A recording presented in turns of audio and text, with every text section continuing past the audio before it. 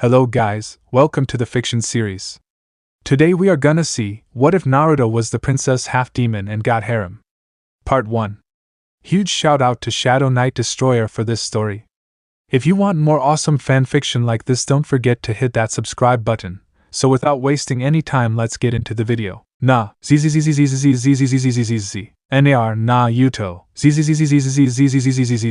Naruto. It was with this shout, eyes shot open to find nothing but darkness, resulting in frantic movement until it was pulled away, and with it sat up a 14-year-old blonde who had wide eyes before showing a look of annoyance. Naruto Uzumaki, get your ass down here now. The shout originating from the door. You have school, so if you want. Immediately she got a response due to her son was already jumping out of bed in his normal night attire of a shirt and boxers. Yeah. I heard you, Mom, he called while running to his dresser. I'll be down there in a minute, I just need to get dressed. His shout was followed by quickly getting dressed. He now wore a shirt and black pants. Over the shirt was a black cloak over the uniform along with a black headband with an orange swirl image on it being put on his head. As he looked in the mirror, his eyes widen as looks back on his nightstand. Running over, he grabs an emerald crystal-made necklace and mouthwash. Almost forgot.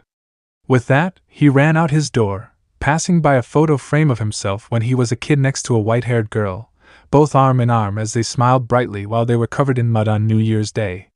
As he ran down the steps, he found his mother and father in the kitchen, one eating breakfast and the other cooking it. There you are, spoke a red-haired woman, making eggs at the stove with an apron on. This is almost an everyday thing with. She was cut off by their son. Sorry, he grabs a nearby piece of toast that he puts in his mouth.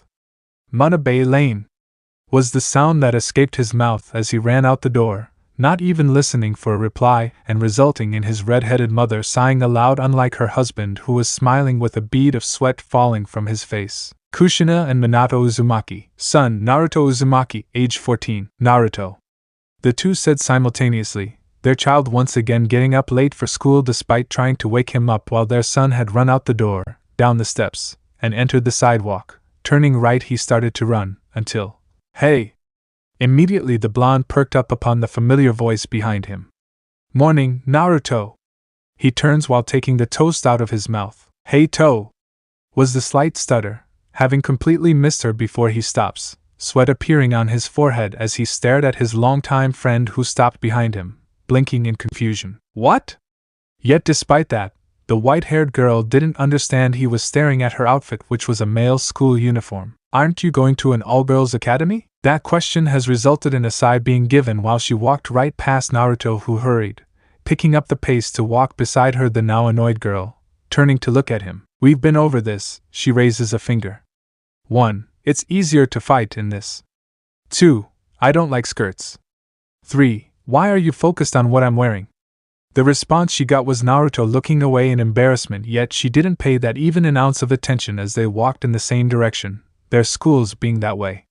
In a matter of minutes, they came to a stop, exactly what seemed to be 5 bullies standing before them. Finally found you, Higurashi. Word is you transferred schools again. Sounds like you're trying to run away from us. You can't dodge us that easy. Ready to go? At that point, the white-haired girl had a serious glint in her eyes, once again having to deal with bullies while Naruto on the other hand.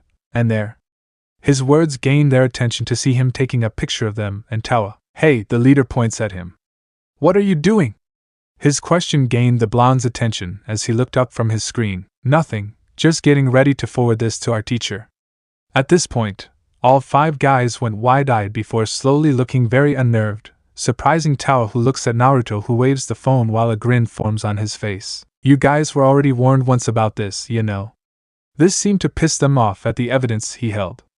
If I send him this, along with what happens next, I'm pretty sure you guys will get detention or suspended. Want to take that chance? With that being left in the air, the 4-eyed leader just glared at Naruto before he turns his back to him. Fine, we'll leave, but don't think this is over. The other guys start turning around as well. You better watch yourself. Next time you won't have your boyfriend protecting you, Higurashi. His words surprised Tawa and embarrassed Naruto as they watched the 5 leave for school. Be boyfriend? She repeated with a confused expression upon her face, unlike the blonde who was glancing away with a slight blush. Well, he began, drawing her attention. We do hang out all the time, ever since we were kids, so it's understandable they would. He was cut off by Tawa, seeing Tawa already walking, which he walks after her. Knowing that bunch, they are probably starting rumors in your school. She sighs before looking at him apologetically as they walked side by side. Sorry if it's already spreading in your school. In response, his eyes widen, and immediately looks away while scratching his cheek. It's fine, I don't care for the rumors. In response to this, she smiles before her eyes widen as they finally stop in front of her school, which was protected by a tall gate just as bells rang loudly from the building. Crap, I forgot they start earlier. Quickly she looks around, causing Naruto's eyes to widen. Tawa, maybe you. He was silenced by the girl hurrying and jumping over the gate, displaying inhuman agility, as she made it over to the other side before looking at him. See you later, Naruto. She waved while hurrying towards her school and leaving Naruto to stand there dumbfounded before looking at the sign. St. Gabriel Academy. She won't last a week. Students were already sat in class at the prestigious Konoha Gakuen High, which was a strict school that would have you get hit by the literal rule book if you're caught pulling anything, causing bullying to be mostly non-existent from the school until off campus. And I'm telling you, the barbecue flavored chips are much tastier than the sour cream flavor.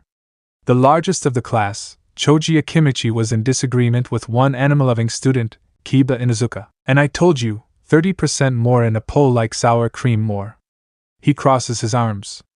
Face it, he was cut off by something being flicked at him and turns with a vein on his forehead to see Naruto playing paper football with his head. 10 points. Really, Whiskers? I'm bored, dog breath. Loud coughing gained their attention to see the one and the only teacher now staring at the three and looking up from the history book he was reading. Choji, Kiba, Naruto, pay attention, or else I'm giving you a pop quiz. Like magic, that got them to shut up, with small laughs being heard from other students while Naruto sits back at his desk. Geez, teach, you sound like I'll fail the pop quiz. Despite the confidence he showed, his teacher challenged it easily. Now then, you will be staying after school so I can give you a pop quiz. Immediately Naruto stood up in shock from his deck, gaining everyone's attention. Hey, teach, it's Mr. Hatake Uzumaki. I'll be waiting for you after school, so sit down. But yes, sir. With that being said, he reluctantly sat back down, which heard a few chuckles that came from one Kiba who was smiling behind him. Sigh was the fifth sigh that came from the blonde, looking through the small stack of homework in his hands, having stayed after class to inevitably fail and gain homework he has to now complete, or barely complete, before class tomorrow. In the end, he just rams it all in his backpack before slinging it over his shoulder. What a drag, oh great, now I'm quoting Shikamaru now. Complained the blonde, who ends up passing by Tawa's new school he glances at. Detention, maybe? He muttered. Wouldn't be the first time that's happened. As he spoke that, he becomes more in thought. Meeting when we were kids changed a lot for me. If not for her, I would have still gotten in more fights. He starts sweating as he recalled losing to her multiple times when we were 10. Hey, Tawa wasn't good at holding back. The smile increases as he recalled when she used to dress more feminine back then before her current outfit, resulting in him snorting a little at his amusement. That was before he disappears before turning complicated. I gotta escape the friend zone before some guy puts the moves on her. Been a while since I stopped here, muttered the blonde, who was walking up the steps to the shrine to visit the old man. Wonder what he's been up to, was the simple question he thought of before coming to a halt once arriving at the shrine at the right time to witness the old man himself, the great-grandfather of Tawa's family, moving what appears to be a slim box. Hello again, Mr. Higurashi, called the blonde, who gained the man's attention upon nearing the storage area. Naruto, glad you're here. He fully turns to hold up the case. Would you mind helping me with this? The blonde smiles as he quickly climbs up the railing and over it, taking the case in his hands. Sure thing. He stops mid-sentence to look at the case in question before looking at the old man, who stops to see he wasn't flowing. This has been passed down for generations, the sword of Murakumo. His answer was brief, yet the old man could see the dumbfounded expression upon the young lad's face before gaining quite the sigh. It's also called the sword of Kusanagi. It's in the historical annals of the Kojiki and Nih. You have no clue this is a bona fide national treasure, do you? His explanation that turned into a question gained no response. Oh, just follow me. As if having enough, he starts leading the way, with Naruto feeling awkward as hell, but as he did so he felt quite off the moment he took the case in his hands. Weird? Was the simple thought he had that passed through his mind as he follows the old man to the storage room of the shrine. Here. He opens the door for Naruto, both entering the dark room that was lit by the lights of the outside. You see, the sword of Murakumo is the magical sword that Prince Susanoo found in the tail of the beast he slew, the Yamato no Orochi. As he explained that, the young man sat the case down and opens it to get a look at the weapon, which he finds to have a rather odd shape, while sheathed such as its handle, which he soon noticed something, a kanji. You said it's the sword of Murawatsit, sword of Murakumo. He nods and points at the emblem with the kanji on it. Yeah, but the character means Fang, not sword. Now that got his attention as the old man moves closer to look at it next to Naruto before he frowns. It's read as Sounga rather than Murakumo's sword. Yet, despite hearing the truth, he shakes his head. No! That can't be! He immediately shakes his head in denial. This is a sword of true value, discovered by our forefather's forefather many years ago in the ancient well. Guess they can't read. Naruto dare not say, or else he would earn the right-hand slap of denial. The old man turns away, going through scrolls fast to find the written scroll that describes its discovery, while Naruto just stared at the sword before his eyes widened as he felt a certain pull from the weapon, seeing it had started to shake unknowingly to the others. That was until, "Hey, get your asses out here, now!" That sudden shout caused the two to stop what they were doing and looked at each other before making their way towards the entrance, and there they were met with a shocking sight. The gang from earlier being led by an older man in his 20s. Wielding a wooden bat while bearing a scar over his cheek. Behind him were the tied-up Mei and her grandmother, both tied up, much to the old man's horror at seeing his daughter and great-granddaughter tied up. "You're that Uzumaki guy, right?" His question earned one blonde jumping down and over the railing in front of the older man. "What the hell's going on?" He was cut off by the sudden swipe of the wooden sword, causing him to stumble back and glare at the guy who points his weapon at him. "Your phone now, or..." One of the guys shows behind the new leader had taken out a switchblade that he placed at Mei's throat, much to his horror at their smug expressions, before angrily taking out his phone and handing it to the guy, who proceeds to smash it to pieces. Good. With that said, he suddenly slams his weapon a second time into Naruto's face, making everyone except for a few thugs such as the old leader by surprise as they watched Naruto fall to one knee with blood leaking from his mouth, glaring at the man who taps his weapon on his shoulder. "Man, you're like a human punching bag." As he spoke, he stood over a battered Naruto who, despite being beaten with bruises and blood leaking from his mouth, had still held a strong gaze, a beast holding back its fangs. Yet he turns his gaze towards the family of three, the grandfather, mother, and daughter, all three tied to the large tree in the center of the shrine. Mei's sister was watching tearfully before Naruto was grabbed by his collar of his jacket and pulled up to stand in front of him. "Pay attention!"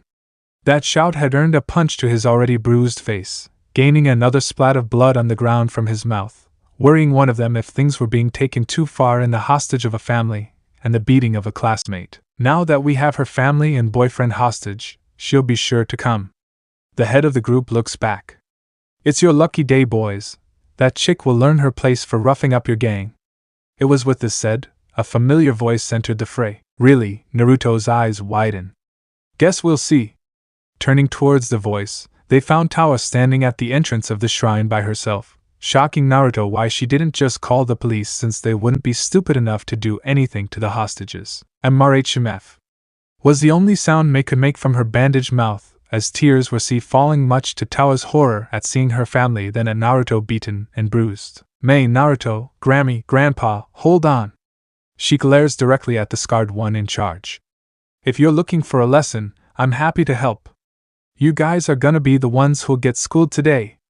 Despite the bravery she showed, Naruto could only grit his teeth and goes to grab the guy's wrist before he reacted immediately and socks him right in the stomach, dropping the blonde to his knees, much to Tawa's anger. "Ahahaha, you should have just called the police." His gaze moves to the family. "Right." Immediately Tawa turns to see one of the thugs holding a switchblade to Mei's throat, much to her terror, as she was shaking now. "Mei." Despite saying her name, it did nothing as she just stood there, much to the happiness of the leader who taps his wooden sword on his shoulder. "You may be strong, but you're a complete idiot. Have you not even realized the fact we have your family and boyfriend hostage?" His words only surprised them at the result of seeing her reveal a sword she had been carrying under cloth attached to her back, gleaming with the sunlight reflection. "If you wanna, okay then fine." Despite her being armed, it did nothing to change the situation even when one felt unsure at seeing her carrying an actual blade. Doesn't matter, he began to approach Tawa, who grips her handle, until more sounds came, causing her to turn to see Mei shaking as the blade was touching her throat, with the thug just smirking. I doubt you're fast enough to stop your cute little sister from getting her throat slashed. He approaches her. So stand still. With a shout, he soared full force into Tawa's face, leaving a soon-to-be nasty bruise. You said you were gonna school us. He had begun a barrage of strikes to Tawa's face. Didn't you? With each strike, wounds began to become visible, with blood leaking from her mouth. Tawa could only look to see her sister, terrified as the knife was still held to her throat. Tawa, behind. Naruto had stopped in horror upon seeing the bully behind Tawa having struck her in the head with a wooden bat. No matter how strong she was, she falls to her knees with wide eyes, touching the back of her head before looking to see fresh blood. Her gaze moves to meet Naruto's horror-filled eyes before they slowly close as she hits the ground. MRRPH. Mei was shaking despite the knife held, much to the annoyance of the bully, while the grandma and great-grandfather were tearful at seeing this, yet Naruto just lay there as he felt like something in him was about to break. You hate him, don't you? You hate them all. At that point, Naruto had frozen as the voice came from his thoughts. In his head, as he watched Tawa kicked in the face, with a few looking unsure since she was already beaten, yet the leader didn't care. I can feel it. Within you lies deep malice, that which I have never before felt, one which has awakened me from my 700-year slumber. I am Soanga. That simple name caused his eyes to widen as he slowly moved his gaze towards the storage area, and what he saw had terrified him at the aura of a demonic-looking dragon staring down at the group, most notably himself. Take revenge with me. Take vengeance on those weaklings. I've seen their kind before. They are worthless human beings that don't have a right to live. If you don't hurry, they may do some awful things to her. As those words hit him, he finally felt something cracking, and with it, his appearance began to change, from his hair getting longer to his teeth becoming canines. Get away from her. As he spoke, the bullies stopped what they were doing. Or else. He stood tall as his whisker marks turned a deeper shade. What the hell are? He was silenced as they all saw the changes taking place, but most notably his left eye now having a red scare, with the pupil turning white while being spotted. What the hell? At that point, Tawa was regaining consciousness, and what she witnessed was something she can never forget. Do you want to die, you piece of... He was cut off as an explosion was heard from the house, causing him to turn fast as something flew past his vision, which he turns to find a sword being lifted in the air, much to his horror and the others. Naruto, stop! That scream from Tawa had caused his eyes to widen as he abruptly grabs his head in pain while stumbling back. The thugs didn't know what to make of this, but the appearance of the sword very much unnerved them, and Naruto's appearance before they heard it. Police sirens fast approaching. Shit, did they call the cops? Forget this. This is getting too crazy. Immediately the thugs turned tail and ran in a hurry, while Naruto drops the sword on the ground, staring at his hands to see the long fingernails slowly receding, yet the sensation hadn't left him before he jolts and turns to see Tawa having made her way to her family with the sword in hand, quickly cutting the ropes before being embraced by the three. You big dummy! Spoke the tearful Mei. You said you'll never fight again. Tawa could only sigh as she knelt to hug her. You're right, please forgive me, Mei. Despite being quite bruised and battered, she still smiled before focusing her gaze on Naruto, who turns away from her, not meeting her gaze, which worries her as she finally stands up and walks towards him, while the grandmother and great-grandfather discuss calling the police. Naruto just stared at the sword that lay on the ground, unsheathed, as he stared at his reflection. Ah, if not for that girl, we would have dealt with those fools. His voice seemed to travel through Naruto's head and in turn causing him to feel disgusted and horrified, but for completely different reasons he'd rather not say. Naruto. His name being called had snapped him back to reality. Turning to find Tawa standing there in worry, yet he just looks away, rather watching Mei hugging her grandmother, most likely deal with future trauma. I was going to kill him. He finally spoke, not even bothering to lie at this point, with Tawa's eyes widening before trying to muster a smile. It's okay, Naruto, you didn't mean. She was stopped at seeing his hardened gaze meeting hers. Tawa, don't lie. That caused her to avoid his gaze, knowing full well if she did nothing, he would have murdered them. It was at that moment Tawa's eyes widened as she smelled something familiar, while Naruto sensed a change taking place.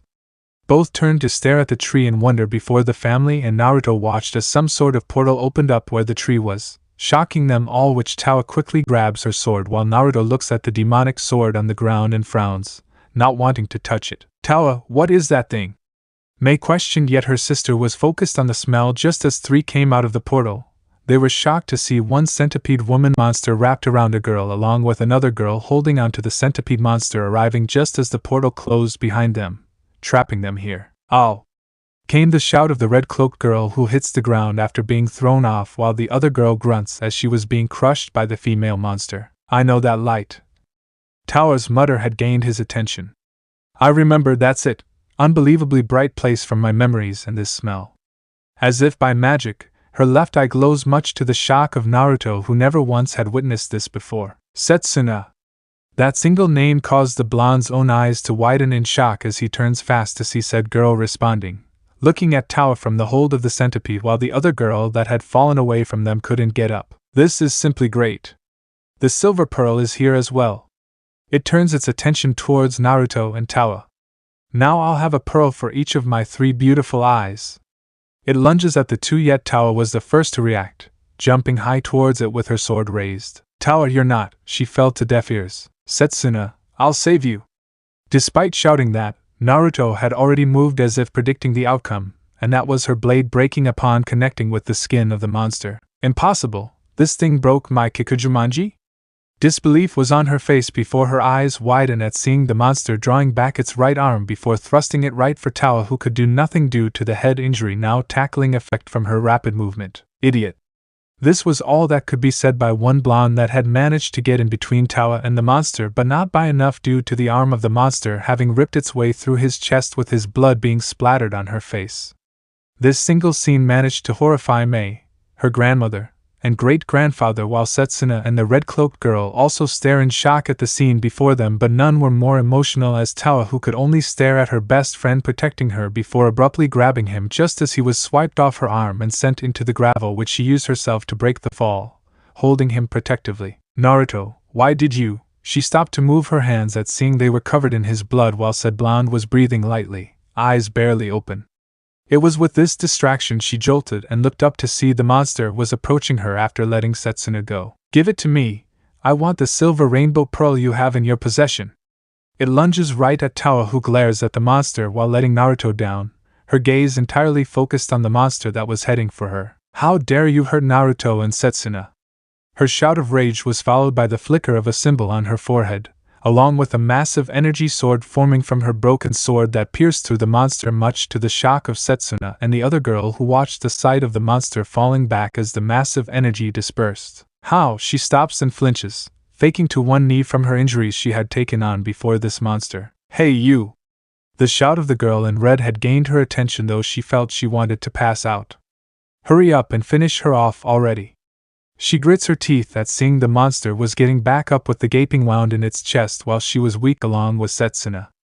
It was at this point it set its sights on Naruto, who was on the verge of death, and once more lunges towards him for sustenance, much to Tawa's horror. If you don't hurry up, then he'll be devoured. Yet it was too late.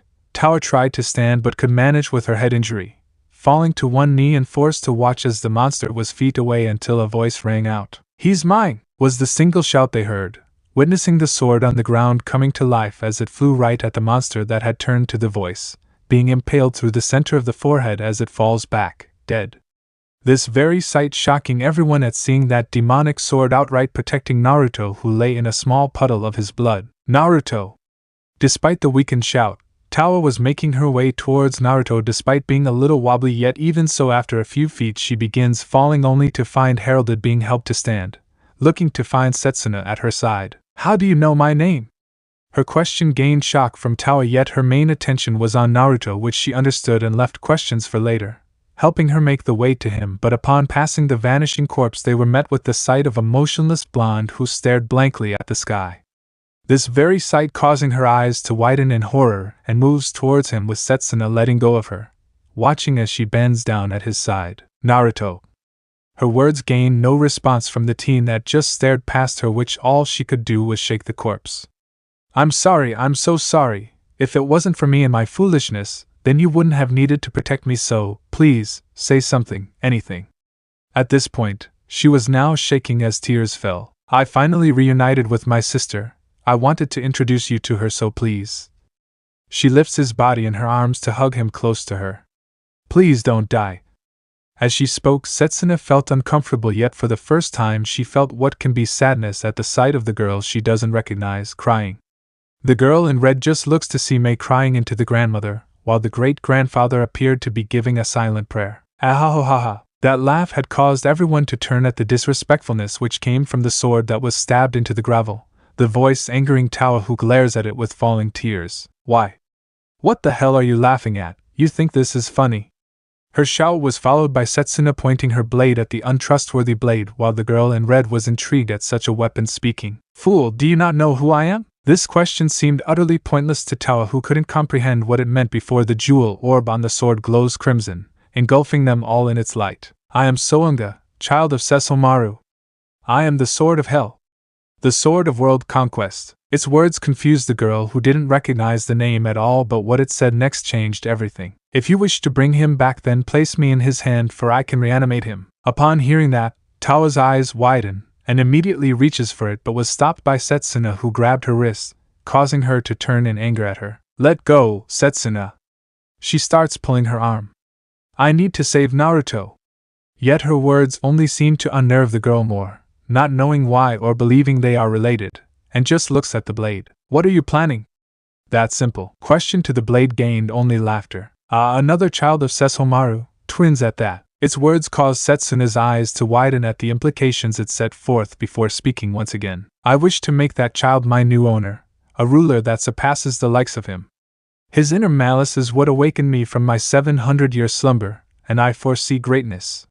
It would be nothing but a shame to lose such a child. Its words made her eyes narrow, about to destroy it, until quickly it moves, much to her surprise, and turns to see Tawa had grabbed it. Why, she fell to deaf ears as the girl placed the sword in his right hand, and with it, the light grew brighter. Awaken, Naruto!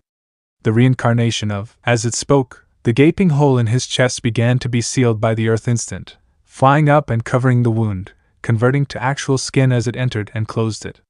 It was the moment the wound had closed, clear red Scara eyes shot open, having lost the ocean blue, and with it, the body rises, showing exhaustion with a clear shocked expression upon his face. Wah! He stopped to touch his chest, still in shock as he moved his hand around it. How? He stopped to look at his right hand and lifts the weapon to see the jewel glowing dies down. Ahaha, welcome back. Upon hearing that, his eyes narrow at the untrustworthy weapon, yet before he could do anything, his eyes widen once more upon feeling a tug, and turns to be met with the tearful Tawa at his side. At this sight, he realized what happened. I died. Naruto! This was the last straw. As if reaching her limit, she goes in for a hug only to pass out into him, shocking and worrying the blonde who holds her in his open hand, seeing the blood on the back of her head. Tawa! As he shouted her name with worry, the two arrivals just stare in shock as they didn't know what to make of this. At the Higurashi residence, Tawa was the only thing the newly red-eyed blonde muttered while he stood at the bedside where Tawa lay, sleeping in her room while having bandages around her head. They left. The moment he heard that, he turns to see Sota, Tawa's adopted father, standing at the doorway with a clear, worried look on his face. The father could see through his changed eyes that he had a sorrowful expression while approaching the man, about to walk past, when he felt a hand rest on his shoulder. She'll be okay. Their eyes once more locked, which he shows a sad smile, trying to help the teen. You know Tawa's strong, so don't worry. I already called your parents so you can stay the night, though you'll have to explain to them what happened to you tomorrow, but don't worry, I'll be with you. Despite hearing that, it didn't change how he felt, and walks past the man to find Soanga laying against the wall, now sheathed. Letting a woman get the better of you is pathetic. If you want power, then toss away those petty emotions. His words gained the opposite effect as he glared at the weapon, about to say something when he noticed something from the corner of his eye, and turns to be met with the sight of Setsuna, still dressed in her battle garb with her weapon in hand, just staring out the window at the city lights of the night. Oh, you're Setsuna. He avoids her gaze while scratching the back of his head. Your sis is asleep right now. He was cut off by her, the tone being cold when glancing at him. I don't know who she is. Her attention turns away. But I don't have any memories at all from when I was younger. Her words made the blonde recall the story Tawa told him about her sister and the fire. Besides, this isn't something I can just simply accept. There is no way someone who is defeated that easily can be related to me by blood. Her words merely caused him to recall the bullies before he approached Setsuna to stand by her side. Before you arrived we were attacked. They used her family as hostages and got a strike in the back of her head. That response simply gained a glance from the daughter of Sesshomaru, who could see he was visibly distraught on what had happened before her gaze moves down a little at his chest, blood still there. What you guys looking at? Was the sudden loud-toned question that was followed by one red-clothed girl who had introduced herself as Moroha, wrapping her arms around their necks to get between them with a smile, also staring out the window. Wow, this is a really good view, but She points at the nearby billboard, looking at Naruto questionably. What kind of lantern is that? Despite not looking at it, Setsuna was also very much intrigued with the answer which the blonde sighs. Of course. He points towards the side that read Ichirakuраmen. It's a billboard. Think of a giant painting being lit up by tiny fires trapped in containers. Was his explanation, not wanting to try and fail at explaining what the hell the light bulb was, which gained understanding from the two, well, one with the other not showing it before the girl's gaze rests on his bloodied shirt, having no change of clothes. You know. Moroha began to smile. Did it heal? Without waiting for a response, she suddenly grabbed the bottom of his shirt and lifted it to see the wound, but instead, the two girls get the sight of not only a healed chest wound but also a six-pack. No one said anything as Naruto's eyes were wide, from Moroha lifting his shirt to seeing the reflection of the window. WTF? Quickly he turns just as the girl let go and watched as he ran a few steps before opening a door to the bathroom. Entering it, he pulled off his shirt to reveal his upper half not only having been healed but also his body seemed to have been remade, the fat burned away and replaced with muscle, now appearing like he's been working out. How? Was the only question he had, staring at the mirror to see this. It wasn't like this. Recalling the sword, he turns to ask it but stops upon finding Moroha and Setsuna having gotten to the door where they had stopped and stared at his chiseled body. Preferably the abs, due to the fact in all their lives they haven't ever seen such a sight back in their time when weightlifting was and working out wasn't exactly the main goal. Damn, have you been working out, Whiskers? Her question was about to gain a reply when he realized the name she gave him and gave her a blank stare due to it being the same thing Kiba calls him. What? The girl lifts both hands in a confused way before looking at Setsuna for answers just as Naruto followed her gaze, yet the two were instead met with a girl that was stilled, just staring at his abs and tuning everything else out until she came to at seeing they were staring at her with Moroha smiling. Something catches your eye, Setsu? Your wound's closed. You should probably wash up and get a new change of clothing. And with that said, she suddenly turns and exits the bathroom, avoiding their eyes on her actual visible blush which left the two as the girl turns to look at him. But damn. Moroha smiles as she quickly moves all around him, poking him in different spots of the body, getting jolts. I didn't think you were this fit, just the sight tells me. She was cut off by the blushing Naruto turning away. Can you leave? I need to take a shower. Yet that only gained a head tilt. A shower. What's that? Sigh was the only sound that left the mouth of one blonde who had exited out of the shower, grabbing a nearby towel to dry himself while his clothing lay on the counter, having been bought by Sota for himself to wear. Why did you save me? Finally, he asked, glancing at the sword that was leaned against the wall, which the jewel glows in response. Ahaha, asking questions are we, boy? Naruto's announcement had increased while he dried himself off with his gaze sticking to it, doubting the sword's legitimacy in helping him. They told me you brought me back so I can become some kind of ruler that surpasses whoever it is. His eyes narrow. You could have killed that thing, yet you did nothing on purpose. Of course, I didn't do anything. You would have tried sealing me away, so I needed, how you would say, insurance. At that point, he was glaring at the sword which he grabs by the hilt and lifted it to his face. You brought me back as your hostage in case you were to be sealed away. His accusation gained an immediate response. Aha, if I could clap for how right you are, I would. If separated from you from too much of a distance or our link is cut, then that sealed-up wound will disappear. All I've done was postpone your inevitable death by that wound. You've only been reanimated. Why? He wanted to yell but couldn't, which gained an annoyed response. Do question me what I have already told you, boy. Your inner malice is what summoned me, cutesy of the many things you don't know about yourself. But that is the fault of your parents. That seemed to get a reaction from Naruto's grip tightening on the handle as if trying to snap it. What the hell are you saying? He grits out. You know nothing about me. Ehihihaha. As the laugh continued, Naruto started to lift the sword but froze when he saw his reflection. His hair had become wilder, pupils slit, teeth now canines, nails sharp, and whisker marks darker. Immediately he dropped the sword, staring at his appearance as his transformation starts to reverse. And with it the sword, Soanga had spoken again. Boy, your parents had withheld your legacy. I can without a doubt tell you are a Hanyo, a half-breed just like those girls from the past. No words had left Naruto, but the air being trapped in his throat, disbelief etched on his face as he stared at the jewel in shock. You're lying. At that point he froze, feeling as if a monster was licking him, and only to him he could see a massive demonic dragon before him while the jewel was flowing very bright. With that said, Naruto had fallen right on his ass while a bead of sweat falls from his face as the light show ends just as a turning if the knob hitting the lock was heard from the door, alerting Naruto. Yo Naruto, mind hurrying up, I wanna try it. The question of Moroha seemed to snap him back to reality, yet he stared down at the sword, recalling his words before he spoke. Give me a sec to get dressed, I'll show you what to do as well, was his response while standing up yet still very unnerved, feeling a tightness in his chest. Sorry, but I can't fix it, muttered the blonde who sat at the table, staring at the broken replica of Kikujumanji. Such a shame, muttered Mo. I've been holding into this for the museum for safekeeping, but because of this, I think we should hold on to it. It was after saying this the blonde stood from the chair and approached the couch, but stops upon seeing Mei staring at him, causing him to turn and smile. It's okay, Mei. This caused the parents to turn their attention towards their daughter, who appeared uncomfortable, staring at his chest before snapping out of it when Naruto approached her so he could kneel in front of her. I'm okay. So, he didn't have a chance as the girl reaches out to grab a hold of him, pulling him into a hug much to his surprise along with the parents. It was at this point her hood tightened while she was shaking. Thank you?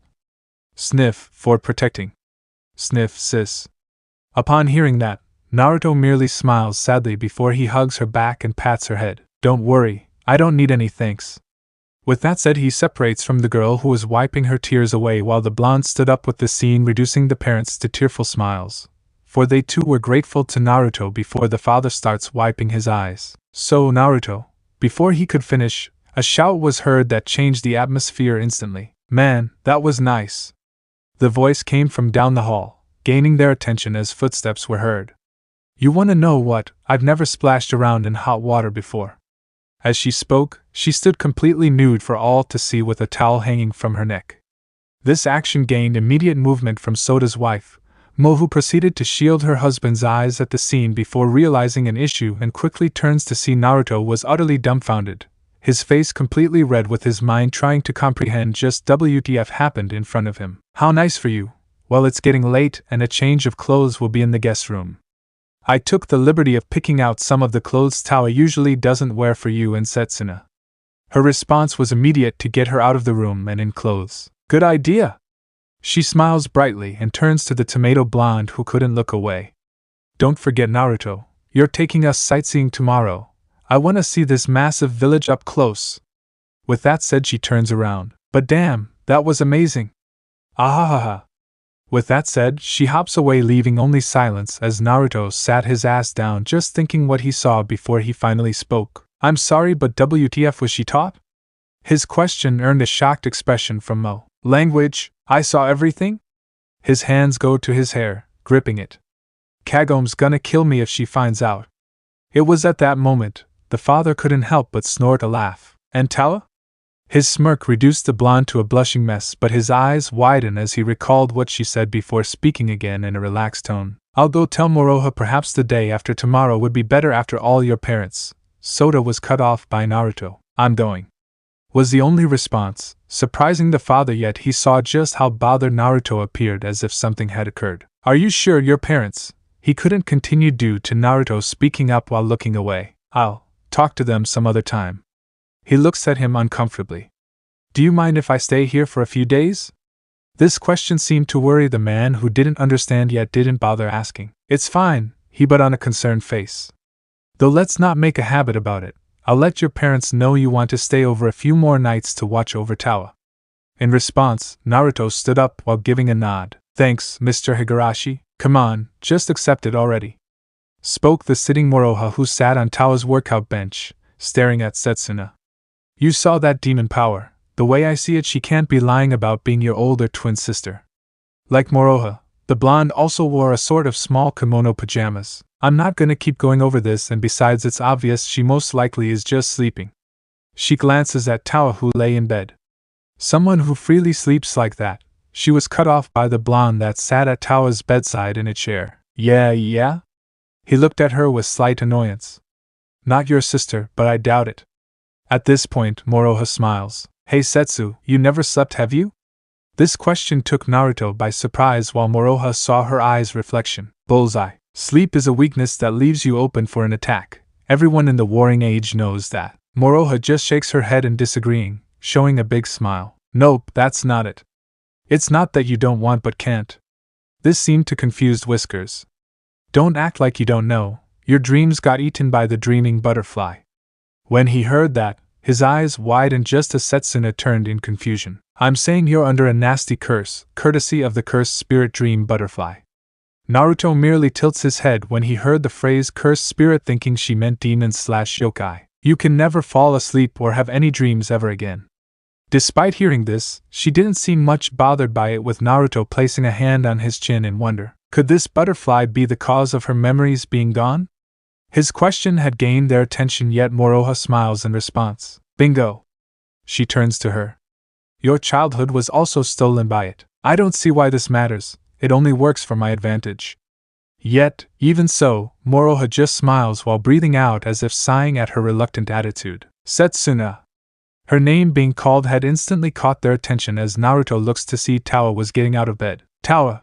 He was cut off by the girl who was looking worriedly at her sister. What can I do so that Setsuna can sleep again? Was her immediate question, not focusing on Naruto, who was surprised but looks away at seeing she's not yet addressing what happened. There has to be a way to lift the curse so she can go back to having dreams. Moroha smiles at seeing her eagerness. Yeah, there is. She spots she's them and sat on her bed. Gotta capture the dreaming butterfly and rip off its wings above Setsuna's eyes to lift the curse. That short explanation gave her what she needed. Where do we find it? Don't know, but I'm positive it's not in the world we're in now. At that point, Naruto's eyes widen in shock before disbelief, worry, and fear gripping his heart, yet not going unnoticed by the sword laying against the wall outside. We must return to our timeline post-haste, Setsuna added, knowing what the end goal of this trip here was. Yup, go back, find it, and sis gets her memories back, so yippee. Moroha places her hands behind her head at liking her simple idea, unlike Tawa. What do you mean easy? How do you plan on getting back to the feudal era? Her question made her put on a curious expression. Don't know. A smile and laugh grace her lips. No use sweating the details, aha. Yet these details still unnerved her. It's still not that simple. We need to find a way for us. She was cut off by Setsuna, who looked back at her sister, eyes narrowed. You sound as if you're coming with us? But I am. She puts on a determined expression, not even noticing the hurt she's causing behind her. Even though I grew up here in the present day, I was born in the feudal era. Of course, I'll always be grateful towards Papa Soda. Tawa was silenced by the sudden opening of the door, turning just in time to see it being slammed shut, reducing all the talk to silence, with Tawa being surprised. Naruto. It was after saying that, a whistle was heard which brought Tawa's attention to Moroha, having already got what happened, leaning back on the bed. Seems someone didn't like what he heard, and after what just happened today, damn Tawa. It was when she heard this, it dawned on Tawa, with her eyes widening at just how unthoughtful she was being towards her best friend, the one who just died to save her, only to get ignored. Without another word, she ran out the door, leaving it wide open, with both girls just staring at it before they look at each other. Moroha just shoots her a smile, while Setsuna just turns away to look out the window once more. Aha, you look like you're gonna cry. The words of Soanga were heard by the blonde who was taking a walking outside the apartment complex with the sword strapped to his back, preferably at the nearby park, the same park they met when they were kids. Due to the time, the park was left empty, with only himself walking through it.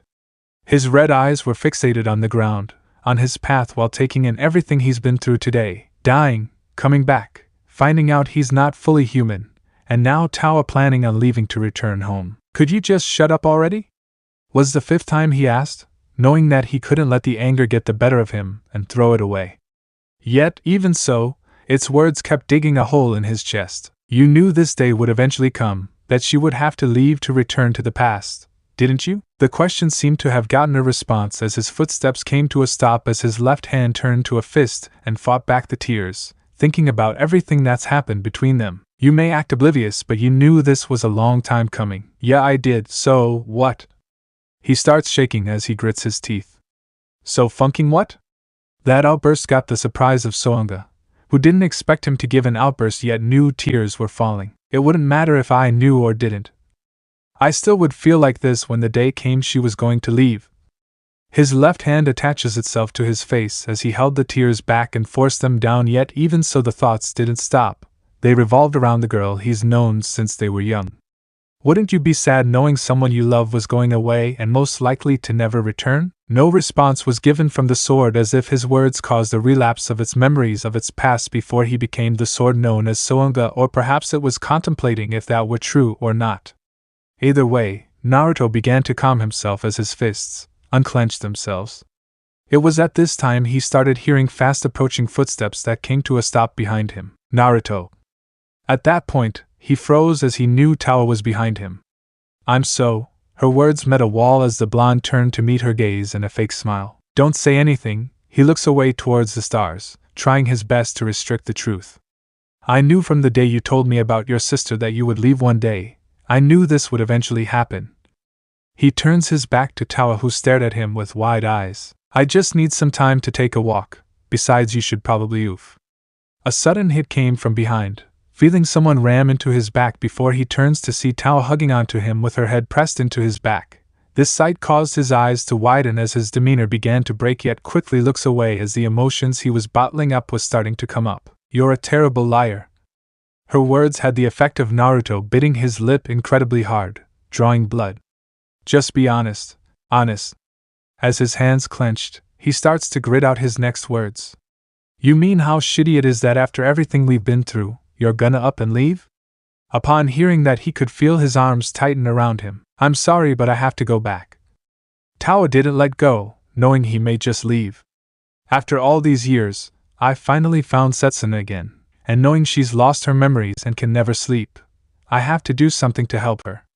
Despite knowing it's true, Naruto still held his tongue as he felt like disagreeing, not wanting her to leave. Because of me, this happened. At that point, his eyes widen at this new information, and glances at her were starting to shake.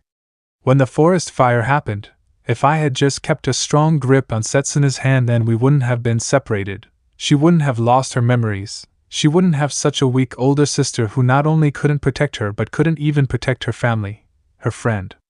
If not for me, you wouldn't. She felt a quick movement in her arms and jolts upon hands grasping her shoulders. Don't you ever insult yourself, Tawa.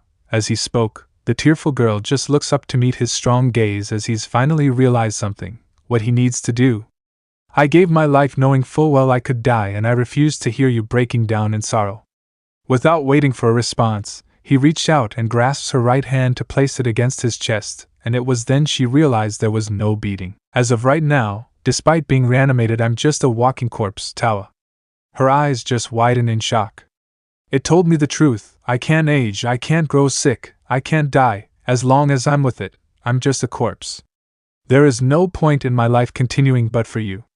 Tawa just shakes her head, finding this to be untruthful. You're wrong, you have. She watched him shake his head before resting his gaze on her own eyes, the two just staring at the other. I will only cause more trouble here as I am, that's why. He sucked in a quick breath of air while getting his teeth on the idea he had. I've decided, it's best if I go with you guys.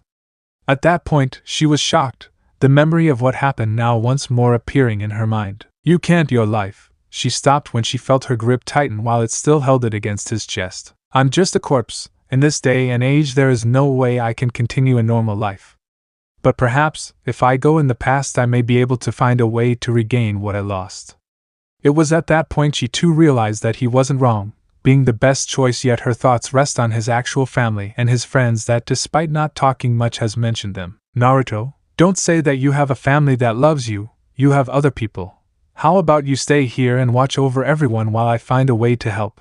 She was silenced by his gaze hardening as they were connected with her own. And what about your family, the Higarashis?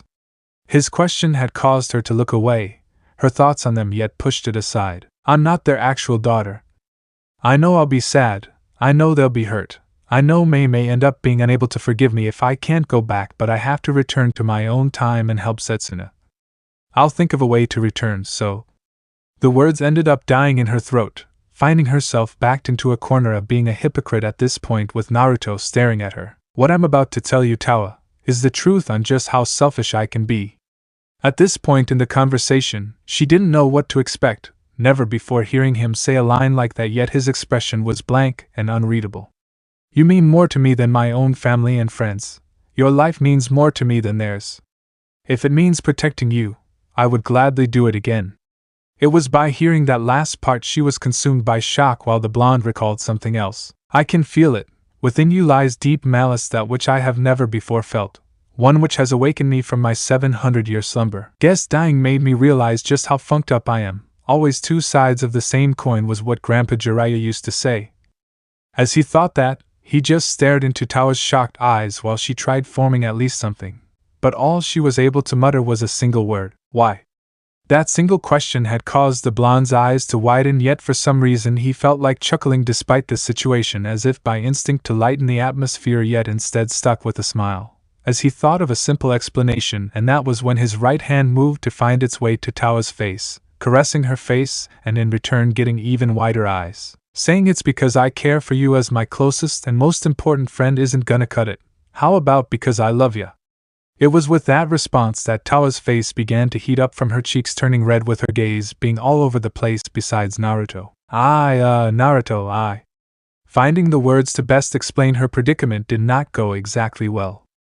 I don't think now is a good time to talk about romance all of a sudden, and besides, stop trying to avoid. She was spoken over by the blonde. I'm not avoiding anything, this is what I really feel. She finally met his gaze again, acting like a schoolgirl getting her first love letter. You don't have to answer now, I can wait for an answer. I just wanted to let you know the reason. His words seemed to put her at an ease, but only a little bit, not helping with what was said so far. I never thought about that sort of stuff. Yet, even so, the smile increases as he leans down more, much to her embarrassment. Then why are you blushing? Immediately he found himself being shoved back, much to his surprise, yet even so he witnesses the girl now fidgeting and appearing to be very embarrassed. It was with this sight the atmosphere had drastically changed, along with their attitudes from a serious discussion to lighthearted. More so the fact the blonde appearing to act like a different person. Seems the argument evaded the storm. That question caused both to turn to see Moroha coming out from behind a tree. Dragging with her was Setsuna, who didn't want to be here. Sis, Moroha? Tawa said in shock. What are you two doing here? Her question had earned an annoyed look from Setsuna, who looked away, unlike Moroha, who smiled brightly with her hands behind her head. Can't I enjoy a drama now and again? Her answer caused Tawa to look away, feeling embarrassed, unlike the blonde who just smiled before. Tawa looked at her sister, who spoke with annoyance. I was dragged here by Moroha, just in case something unexpected happened. The demon slayer muttered. I honestly don't care about your love life. That last part caused Tawa's eyes to widen as she raises her hands. Wait, we aren't dating, we're. She stops as she recalled what he said and glances at the smiling Naruto. That ended with her shutting up to think things through, unlike the other two girls who watched. One sighing while the other smiles. Guess this means we four are gonna go back in time together. Her fist slams into her palm. This is great, we got a team now. This declaration surprised the group, who stared at her. Team? Yup. Moroha places her hands on her hips. All four of us will go back in time, with the mission being to help Setsuna and Naruto. This seemed to cause Tawa's eyes to widen in surprise, but looks at Naruto worriedly, which he meets her gaze. Tawa, just believe in me. Despite hearing this, she looks away, still unsure, while Setsuna merely looks away. If what we saw was any indication of your ability, then Naruto will end up protecting you again. Spoke to the younger twin, who caught Tawa off guard. Wait, I can fight. Yet she was met with her stern expression. Then prove it to me. She points her blade at the surprised Tawa. Tomorrow at sunset, we will have a duel, and you must prove to me you can handle it. The weapon combined with her words got quite the reaction from Tawa, who showed a look of determination on his face before she turns to Naruto. Don't think this doesn't involve you, since you will have to prove yourself as well. She eyes the weapon on his back. I'll also be keeping a close eye on that weapon. Her words caused Naruto to glance back at the weapon that up to now was unresponsive and remained silent until what she said had caused it to reveal a glow once more. "We will see, child of Sesomaru." That response caused the younger sister to narrow her eyes as she glared at the untrustworthy weapon before Moroha spoke once again, bringing up an off-topic idea that came with horrible consequences. "Yeah." The girl smiles brightly. "How about after all the testing, we take a bath together, the four of us at that hot spring thing?" In an instant, everything that was spoken has been reduced to nothing as Naruto blushed heavily, Setsuna going wide-eyed with a light blush at recalling the abs and Tawa's jaw dropping in shock. "Amoroha?" shouted the blonde, forced to recall what had happened today, and it didn't help one bit that she brought it up. "I don't get what the big deal is, you especially Naruto, since you've already seen me naked?" And just like that, he was the center of attention as Tawa instantly turned to Naruto with shock along with Setsuna, who looked more disappointed with the weapon being pointed at his throat. "Naruto, did you peek on her? I see, so you've chosen death for your actions." Immediately Naruto brought up his hands, backing away as the two sisters were glaring at the blonde. "It's a misunderstanding, she came into the living room naked." "What?" Both sisters turned to Moroha, who seemed confused, shrugging without care. "Geez, why are you guys so worked up?" This single question had caused both girls to stare blankly at her while Naruto just sighs and face palms. This is gonna be a pain in the ass. As this discussion was happening between the four, unnoticed by them from atop a building was a man. He had long brown hair that partially concealed his face along with wearing reflective sunglasses. He wore a trench coat, scarf, tie, and gloves. He was in fact Tawa's teacher, and he just silently smiles at this sight, more particularly Naruto. "Yo." That single word caused him to turn towards another approaching him. "Got your call." As he spoke, the teacher stared at the tall man in his signature black blindfold while said man simply approached him to stand at his side in order to overlook the four before he pulls his blindfold down so he can see with his actual eyes at the scene before them, watching as the four were walking back while having a heated discussion about why you don't walk around in the nude. "Is that them?" he finally asked the man who just smiles. "Indeed, they are the progenitors of jujutsu sorcery." His response gained a whistle from the man who didn't take his eyes off them. "They seem pretty weak."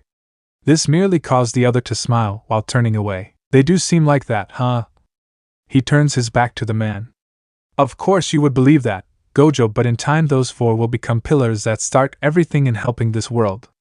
With that said, he was already gone, leaving the man who stared at the blonde and smiles. "So, he's my ancestor." Next day, they said to meet here, yet no one showed up, muttered the blonde who was making his way up the steps of the shrine, towards it while being dressed in casual clothing that consisted of dark blue pants and a dark blue long-sleeved shirt with the sleeves held up to his elbow by small bands.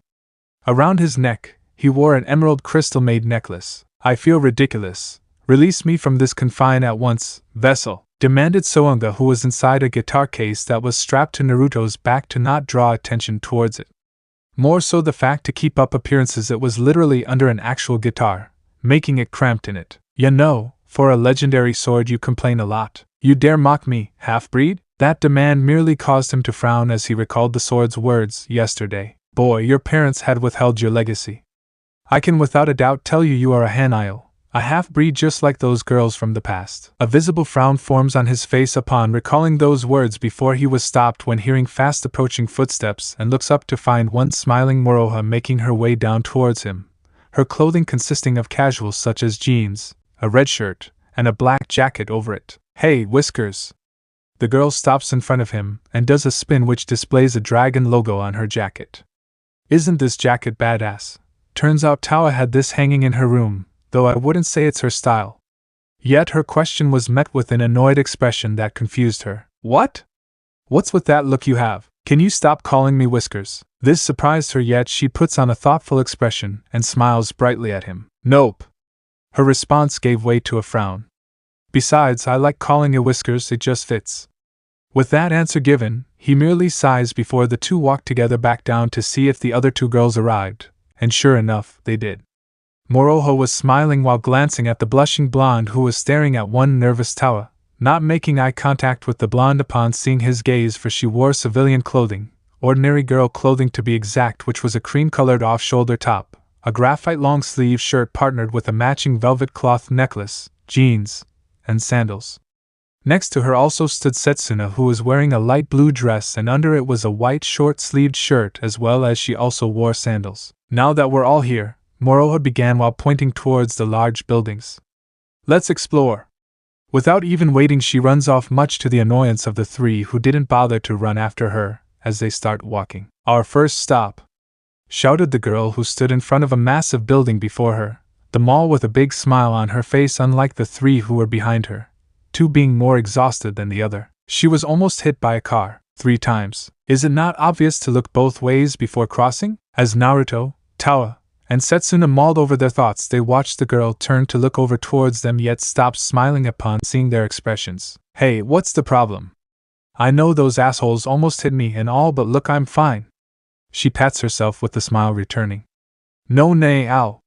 Immediately Moroha grabbed her head with tears in her eyes, being glared at by Setsuna. What was that for? You know why, loudmouth. As the two were arguing, Naruto and Tawa stood on the sidelines watching. Was it a good idea to bring them to the mall? Naruto glances at Tawa. Especially Moroha? His question gained a weak smile from his friend. Let's just keep a closer eye on her. I'd rather buy a safety harness. That idea was a good one, yet Tawa just sweat drops as she tried imagining Moroha struggling against a child's safety cord, more so the fact it would gain a lot of stares. On second thought, Tawa looked haunted by the idea and reaction it would gain. I don't think that would be a good idea. A shrug was given as the two moved towards Moroha and Setsuna, who reached the end of their little agreement, bitching, turning to face the two. Ready? You betcha. Moroha smiles in excitement, while Setsuna just stared at her in annoyance before the four made their way into the building, being introduced to what was a massive open area, littered with hundreds walking around while many open stores ran throughout the building.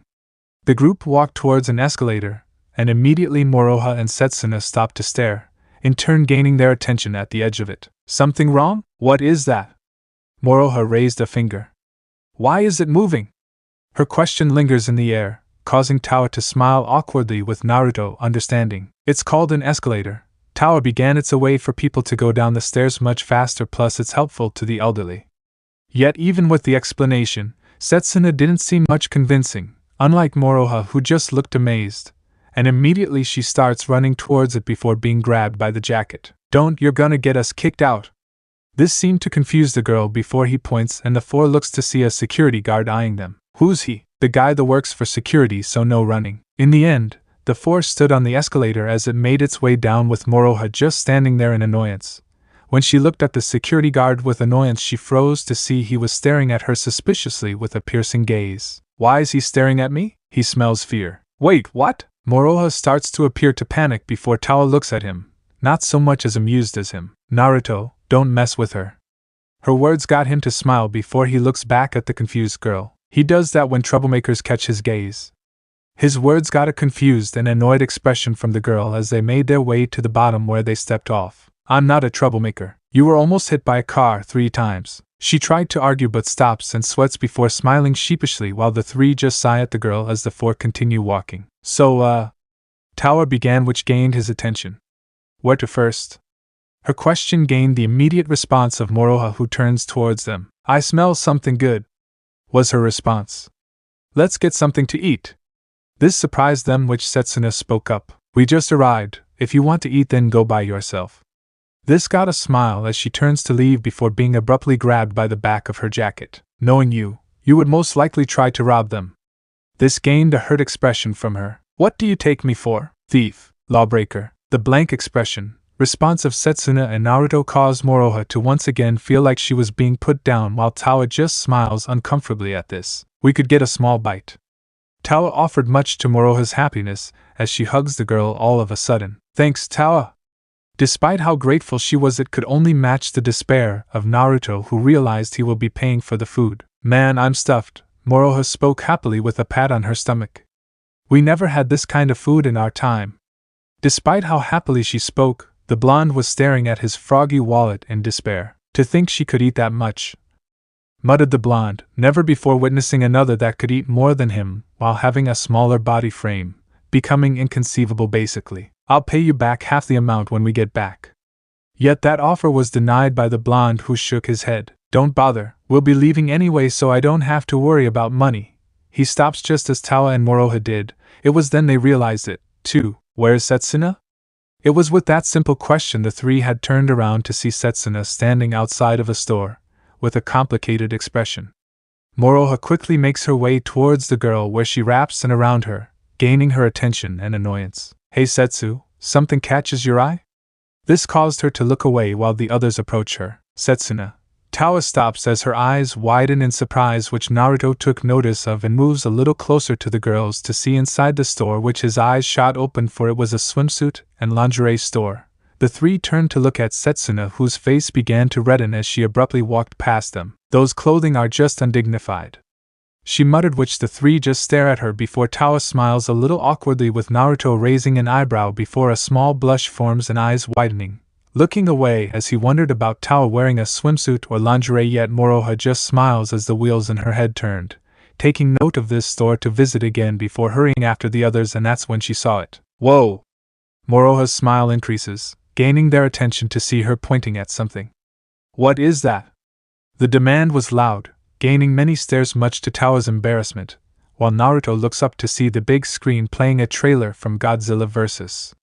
Kong, and with a single look he could see the girl had stars in her eyes as she watched the trailer, unlike Setsuna, who tilted her head in wonder what she was seeing and the size of the monster to exist in the world. The twins' eyes narrow while the hothead smiles. Where can I fight that monster? To think such a thing exists. The two just stare at them as the two looks at each other and laugh, confusing them both, with Naruto being the one to speak. It's not real, it's fake. This seemed to confuse them more as they looked at what seemed to be a magical screen then back at them. I doubt that. The two spoke simultaneously, causing them to share a look, with Naruto wondering how to explain before Tawa spoke up. Think of it as another one of this era's advancements. It's what we call Tawa stops as her eyes widen, as she too didn't know how to explain what a movie was before Naruto saw a poster at the mall's theaters, showing Godzilla was playing. How about instead of explaining we just watch it? He points towards the theater, gaining the town's attention as she smiles and looks at him with a nod before them. Let's watch a movie! Despite appearing enthusiastic, Setsuna didn't seem all too trusting, unlike Moroha, who liked to see her excited expression upon her face. Now that's what I'm talking about. I may not know what this movie thing is, but you can count me in. Setsuna just turns away. I'll pass. This seemed to surprise them, with Tawa looking bothered. Come on, Setsuna, I know you'll enjoy it. It's not like anything you've seen back in your era. Yet, even so, she wasn't that convinced, much to the annoyance of Setsuna. You are unbelievable. Just remove that stick up your ass already. She bluntly says, much to the surprise of Naruto, the shock of Tawa, and Setsuna was taken aback by the comment before glaring at Moroha. Well, excuse me, I have better things to do rather than watch this so-called movie. This caused the two to glare at each other before Tawa got between them. Come on guys, no fighting. She turns her attention towards her sister. Just try watching it, Setsuna, 30 minutes. If you don't like it you can just leave. Yet, even so, Setsuna merely frowns, with her gaze drifting over towards Naruto, who looks just try it, which she, in the end, sighs. Fine. That single reply seemed to have brightened Tawa's mood considerably, which in turn got a smile from Naruto to seeing her happy. Come on Fushiguro, can't you help carry these?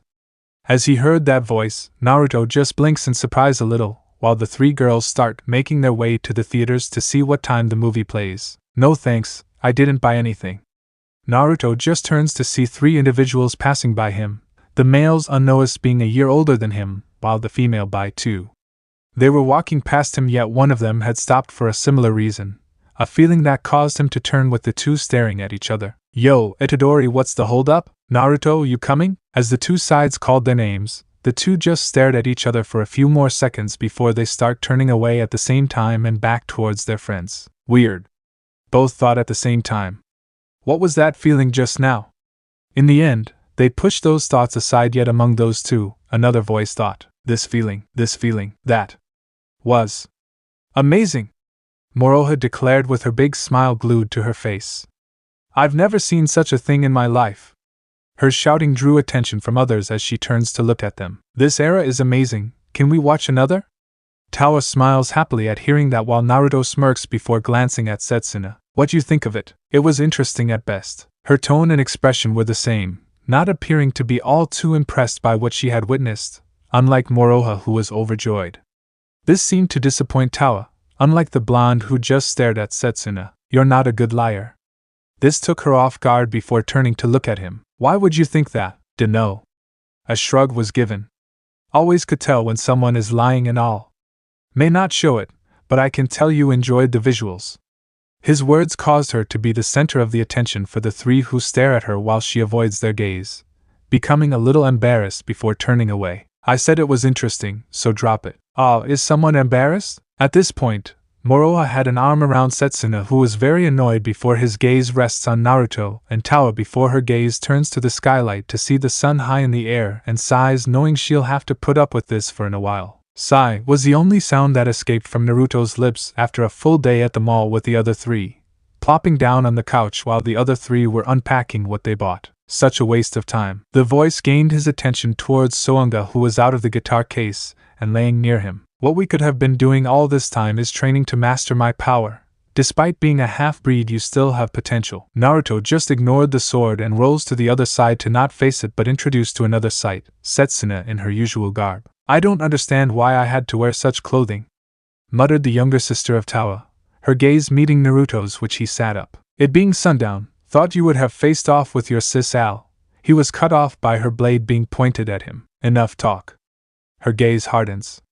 "I'm letting Moroha decide if Tawa is ready, but we will be fighting now."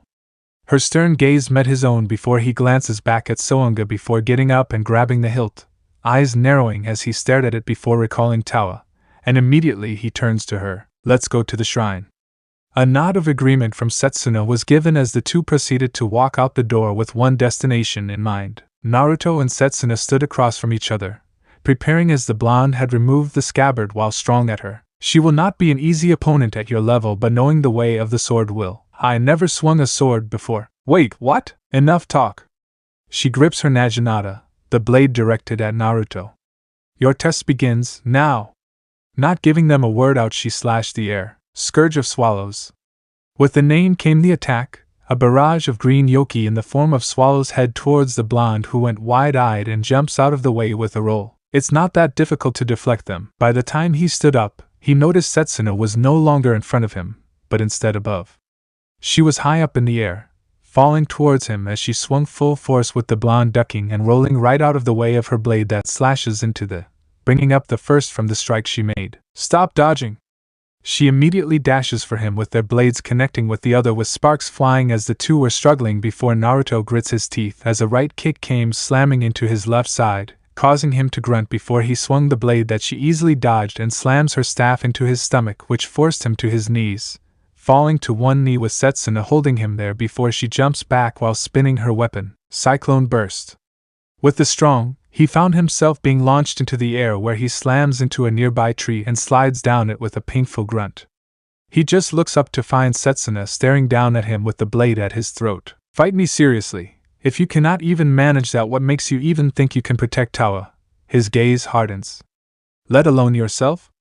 As her words cut into him, his gaze moves onto the sword. "Easy for you to say. I'm stuck using a weapon I've never used before."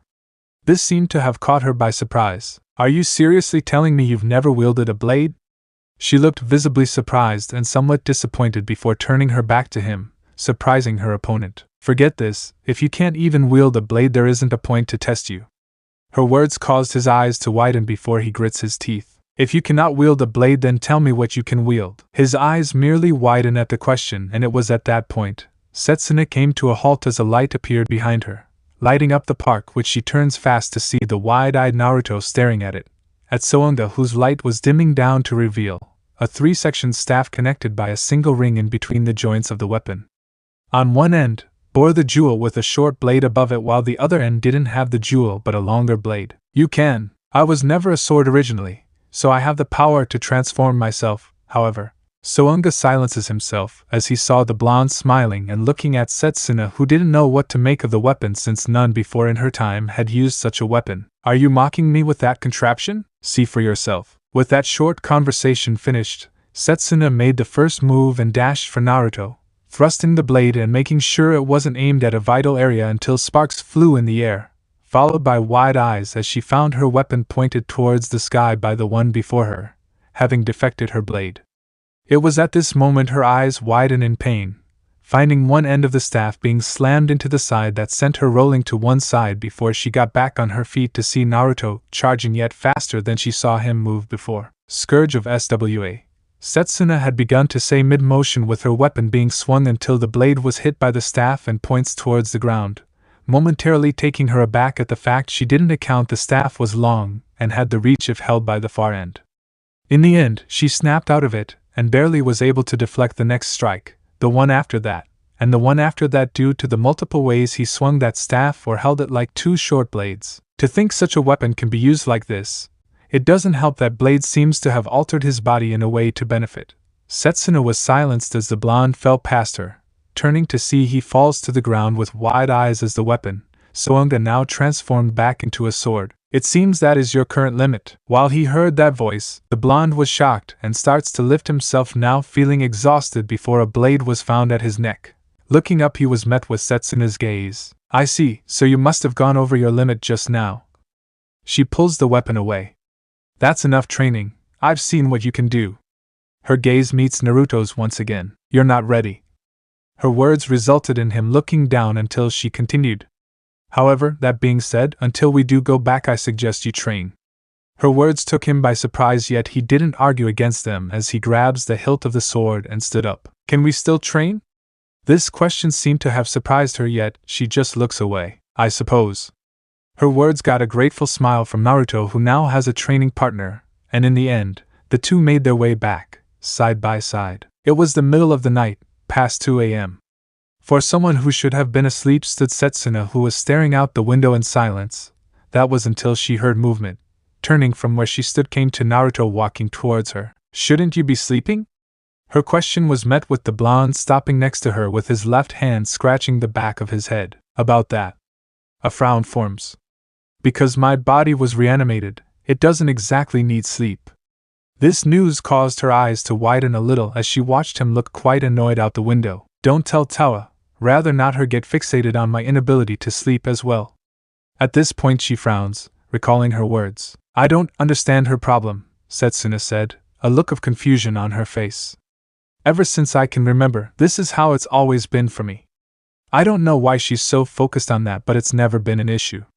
Her gaze searches for a certain light in the distance. If I wait, the sun will eventually rise.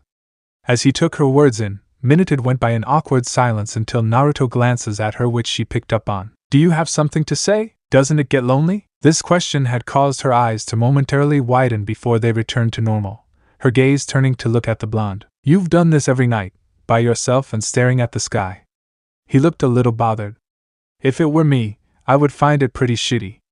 His words merely caused her to look back out. You get used to it, I've done this for years. True. He moves his arms behind his head. So, how do you pass the time until sunrise? His question got an immediate answer as if she's practiced it many times. Mostly just patrols or staring at the. She stops upon realizing something and glances at him. You have a way with getting people to talk to you, don't you? Yup. A smile takes form on his face. Was a big help when I met Tawa. Yet that's response just got an unimpressed look from her. Hey, don't give me that look, you're gonna be having more chats with me so you gotta get used to it. This seemed to surprise her before realizing he will be spending more time with her when night comes around. Since I can no longer sleep, you got someone to talk to till the sun rises. In response she just turns away, annoying the blonde who didn't see the faintest of smiles at the fact night will not be so lonely anymore. It was during this, the two hadn't noticed the fact May had woken up in the middle of the night to use the bathroom, only to be greeted at the sight of what she deemed as her future brother-in-law chatting it up with her sister's sister. So, how about telling me your story? His question immediately gained her gaze that stared at him suspiciously. And why would I do that? So I can tell Tawa instead of you needing to. It was by hearing that she contemplated but in the end shook her head. It doesn't matter. Her gaze fell away. As well as why would I tell a stranger about my past? But weren't we hanging out all day? Despite that defense, it was immediately shot down. One day doesn't automatically count as having known each other for years to know about my past. Her response merely got a grumbled reply. 1 week later, back at the Higurashi residence sat on a chair was Naruto who was strong at his phone while in the same room. Playing the violin was Setsuna who wore a blue dress next to Tawa's adopted mother, Mo. Dad, Naruto, we need to talk. Mom, We're worried about you. These 2 messages were among the newest ones he received from his parents, his frown not going away as he kept thinking of Soonga's words, and it was by then he realized the music had finally stopped, gaining his attention. Just amazing, in only a few hours you mastered the instrument beautifully. Her praise gained a slight blush as she looked away to be met with Naruto's smirk. Much to her embarrassment, yet shoots him a glare. It's thanks to the skill of the teacher. Immediately the mother gets a little closer, increasing her embarrassment at having never been doted on. You're a prodigy that comes once every 100 years, no, more like once in 500 years. Naruto just wonders how far back the girls came from. You know, you can probably become a worldwide violinist like me. The simple praise earned a cute reaction from the girl who just wonders, yet brought back to reality at Naruto watching this amusing scene until in came Tawa Sis. Moroha wanted me to come and get you too. This gained a little confusion with the mother asking what it could be. She found out a way for you guys to go back home. That answer immediately got a reaction as they made their way to the main room to find one Moroha placing a large backpack on the floor in front of them while Mei made her way to her mom, leaving the 3 by themselves. There we go! Moroha pats her back at the hard work. Went back to that mall, wanted to get a few things that caught my eye.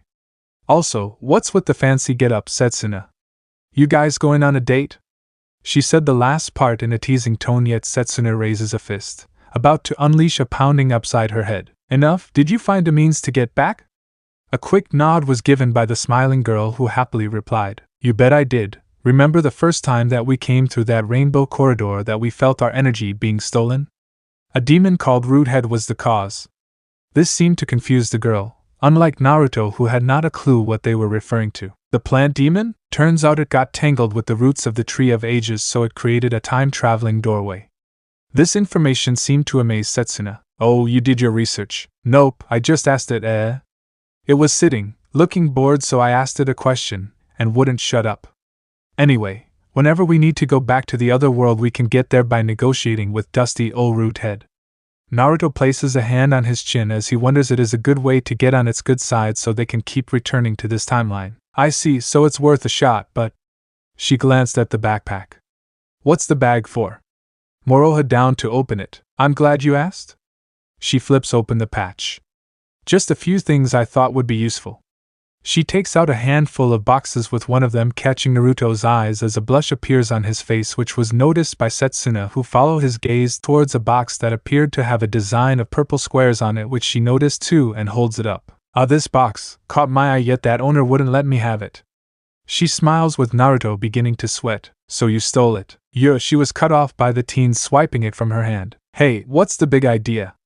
Moroha reaches out and grabs the box. I found it first, so it's mine. You don't even know what it is. Then tell me so I can use it the right way. Immediately that got the opposite effect, both girls seeing how the blonde was turning red-faced again. What's the shouting for? Came the voice of Sota, who entered the room with Tawa, both back from the grocery store. Whiskers trying to take this box from me and won't tell me what it's for. She quickly pulls it out of his hands and shows Sota and Tawa the box, who both froze as they stare at the obvious box of condoms. Can you guys tell me, HEY? Sota had quickly pulled the box out of the girl's hands while his daughter could only give Naruto a sympathetic look, which Setsuna saw and only wondered just what the box held. You're not keeping this, Moroha. The man said, much to the annoyance of Moroha, who found this as a challenge to prevent her from knowing what it was. Anyways, Naruto immediately began, trying to change the subject. Moroha found a way back to the past. This surprised Tawa and Sota. Is that true? That's great news. Sota looks at the backpack on the floor. That backpack you have there reminds me of the one my sister used to have. This brought up concern from Tawa. Wouldn't all that stuff have the possibility of changing history? Yet the girl smiles and waves her hand. It'll be fine. I'll tell everyone it's secret demon magic stuff. Oh yeah. She goes into the backpack to pull out a wad of paper that she quickly goes to the father himself and abruptly hands it over. Take these. The immediate effect was an almost heart attack as his eyes bulged at the bills. When did she spend all this? The girl revealed an evil smile at the question. Your adorable niece just needed to do a little shopping by herself. In response, he just waved the bills before turning away. Yeah, real adorable, he said while leaving the room with the box, yet Moroha didn't care much, due to the fact the clerk that wouldn't let her have the box, to begin with, caused her to steal not one but 2 boxes. I'll be sure to get my answers from Naruto. She shows a determined smile towards the blonde who noticed it and started to avoid her gaze, feeling awkward. Anyways, it's the time. Moroha smiles brightly once again. Time to return from whence we came. Her words gained an awkward laugh from Tawa, yet Naruto didn't seem to react to it, his gaze looking out the window as his thoughts were on his parents. It was already dark out as the four had gathered outside the tree of old with the Higurashi family consisting of great-grandpa, grandma, Soda, Mo, and Mei. Moroha, the great-grandpa, reveals a bag of coins tearfully to his great-granddaughter. The elder association would like a parting gift, which she gratefully accepts as she takes it, while the grandma/Soda's mom gave her some parting words. While this was happening, Naruto just watched this scene before his gaze moves onto Mo and Setsuna. I can't believe we're sending off a once-in-500-year prodigy to the feudal era. Just promise you'll take good care of that violin. In response, she lifts it while thanking the mother. As he saw this, he turns back to Soda, who faced him, and Tawa next to Mei. We're going now. The man smiles at his adopted daughter. Take care of yourselves. A nod was given by Naruto just as Mei spoke up. Don't forget to come back, okay? She began, which caused them to smile until the next part. After all, you have to come back so you can marry big brother Naruto. And just like that, the two blushed while Naruto looks away, unlike Tawa, who spoke. Yet she didn't have time to speak. You can't lose to those two. Her gaze focused on the two girls, Moroha and Setsuna. Be on guard, they might try and steal Naruto. Setsuna is already ahead of you. I caught them talking all night. At this point, Setsuna's eyes widen with a blush of embarrassment, with her eyes meeting the surprised Tawa, as though a slight sadness at the fact she's spending time with Naruto rather than her sister, yet this brought up more question. At this point, the dad himself moved closer to Naruto to bring him closer. Mei brings up a good point. As a father, I'll say this only once, Naruto. He pulls the blonde closer with a serious glint. No funny business with my daughter, understand? And just like that, the two once again found their faces heating up. Dad! She shouts at the man, who proceeded to smile out of amusement at the scene before his eyes widen, which they caught. So, you're not even going to say goodbye? That question caused Naruto to freeze before turning fast to find his parents standing there, with smiles on their faces. Wait, but he stops to turn, looking at Soda in betrayal, while the man gives him an apologetic smile. I had to tell them. As he heard this, Naruto just looks at the two approaching him, which he takes a step back, which Tawa herself didn't know what to do. Mom, Dad, you see. He stops and looks up to meet his mother's eyes before he widens to see hers change from a blue to a red while he was brought into a hug. I know, you have a lot of questions. There's so much you want to know, but even I don't have all the answers you seek. She separated from him to look him in the eyes. I have sealed away hundreds of years and was only free 10 years before you were born. While he heard that, his eyes just widened. You're half kitsune. That seemed to get a reaction from everyone who never knew that, yet Naruto kept his shock down as he looks at his feet. Mom, Dad. He stopped again upon a hand resting on his shoulder, his eyes meeting Minato's. We know what happened. The man shows an assuring smile. You don't have to say anything, just do what you need to do.